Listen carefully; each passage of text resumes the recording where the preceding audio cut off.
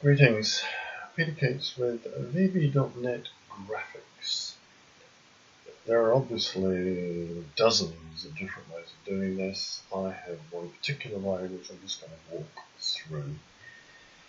Graphics, basically you set up and call a graphics function with various parameters. There is a fixed list, about a dozen give or take. And it's draw arc, draw bezier, draw curve, draw rectangle, draw this, that, and whatever. So I'm going to walk through what I've done so far. This screen, which you're looking at on the top right, is broken into three main parts, I suppose. The top part is an XY coordinate with a width and a height. I'll explain that when I get to things like a rectangle. In terms of an arc, it's the same first four boxes, but you have a start angle and a sweep angle. So there is an extension in one or two cases of the graphics. This lot here, these 5 pairs, are for other things like polygons and one or two others, which we'll cover as and when I get to it. Now, you have to bear in mind, I have tested this a number of times. I've got fed up typing this stuff in every time. So, I'll start at the beginning and show the arc ellipse defaults. Basically, I just put some stuff in. So, if I go down to here, the graphic type, and look at arc, if I select an arc, that's what I get. To me, it's a smiley. Absolutely nothing about it that tells you what it is, what it's doing, why it's there. So, take a step back and say an arc exists within a rectangle. So, let's show the rectangle. Ta-da! So we have the rectangle XY of 100, 100. That's that top left bit. And the rectangle size is 150 by 150, which is 150 down, 150 across. This 150 is never, or the width and the height I should say, is never from the start of the screen. So it's not 150 down from the top of the screen or 150 in from the left. It's from your XY coordinate, which is your starting point. Just bear that in mind, get your head around that. And we have a start angle of 0 for 180 degrees, which we all know is half a circle.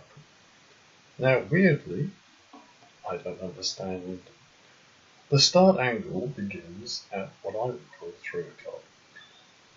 If I was going to do it, it would start at 12 o'clock, but I didn't write this. So it starts at 3 o'clock and it goes 180 degrees. So it ends up at 9 o'clock. Fair enough. If I change 180 to 300, this changes on the fly. Now, let's change it again to 320 and it's a bit further. So, we have 100, 100 for the starting point. Rectangle is 150 by 150. Start angle is 0 for 320. I did want to see how this maps, so I put in a little gizmo called show location. Now, I've got a 2-second delay built into this, because otherwise everything's just too fast. So top left, 100, 100. Size of the rectangle, 150, 150. These rules apply throughout. Just bear that in mind. So we have an arc. We also have an ellipse.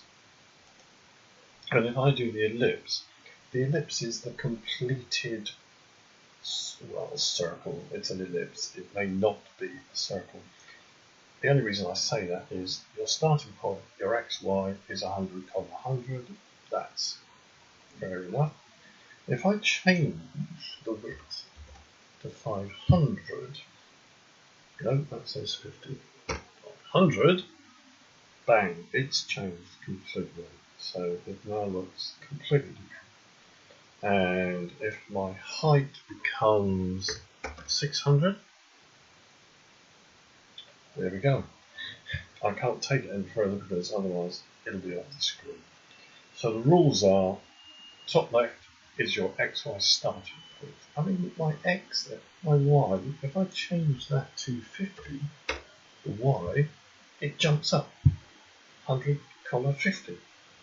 So the actual shape and look is the same. I've just changed your starting point, which is absolutely fine. So that is pretty well what we do with the top box group here. This lot down here, this 5 pair, is for some other things. So if I take off the show rectangle, show location, we end up with the just groups. So I'll go back to start. We've done our Bezier.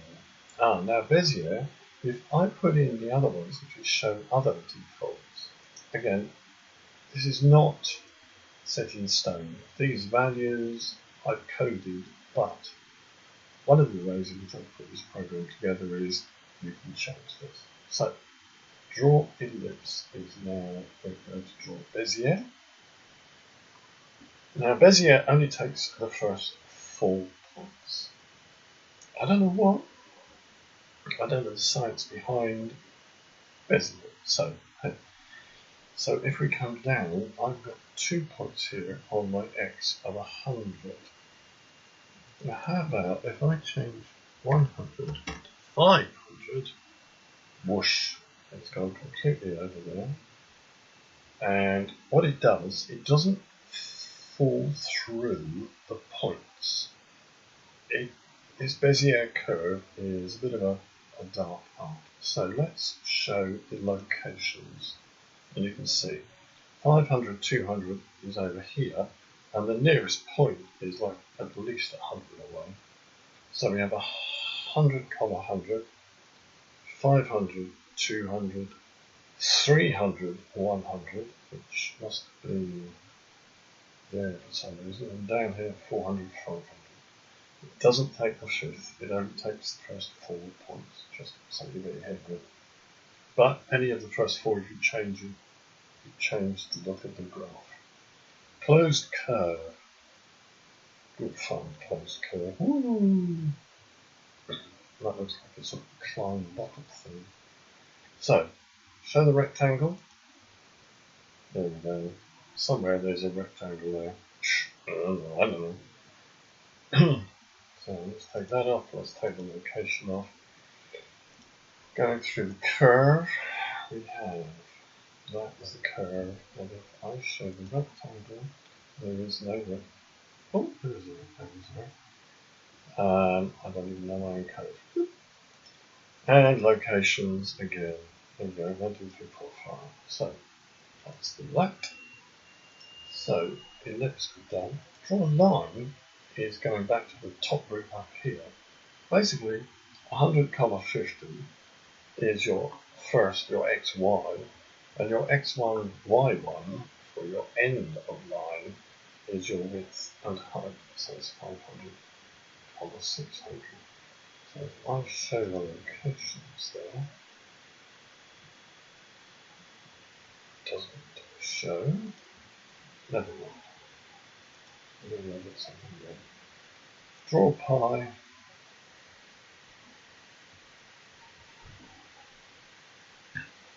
No, let's draw a line. I drew pi. There we go. Draw pi, this dot. I mean, to me, that's Pac-Man. And basically, we're coming back up to the top group here again. I need to show the rectangle, which is that 100, 50, and the end is 500, 600. Now I start at 0 and I go 320 round, but this adds in the cut from what I would call, it's not a pie, it's a slice of pizza. You've taken a slice out of the pizza. That's what where it says draw pie, I'm thinking, yeah, you could have called it a draw pizza, what the heck. And change any values and the look of it changes as well. polygon, push, there we go, back into these 5 pair points here. Show the location, yes, there we go. And if I change one of them, there we go, it changes on the fly depending on what you put in. Draw a rectangle, we're back to basics. So we come up to here, 100, 50, 500, 600, that is your rectangle. Nothing to do with angles, sweep angle, start angle, they don't apply. These 5 pairs don't apply. The rectangle is very, very basic. So that is my latest version of what I'm doing with graphics. There are 1 or 2, well, 3 or 4 things I've still got to add, but I thought I'd stop here because, to be honest, this has taken me a few days and it's been a bit of a hardship trying to do it. So I'm going to quickly come out of that. What you should now see is the code. Very primitively, there is a load routine, load graphic types for the drop down, which just basically says which ones apply. We have the graphics paint. It's got to be the painting for the actual drawing of the lines and the curves and everything else. That takes you through here. There's a select on the graphic type, which is draw art, draw Bezier, draw closed curve, all that stuff going through there. I've tried to proceduralise what I can. Draw line is unbelievably simple. Draw pie is there, polygon, there we go, all that stuff. These are utility procedures, if you will, subroutines I suppose I should call them. And that is essentially it. Like I say, down at the bottom here we are into 269 lines to do the whole thing, and it's including space lines as well. So that is me. I will be adding over the next week or 2, hopefully some other stuff, missing stuff, but essentially it's a dynamic display of graphics with parameters that you can change on the fly, which may help people in what they're trying to look at. Thanks very much, that's me, goodbye.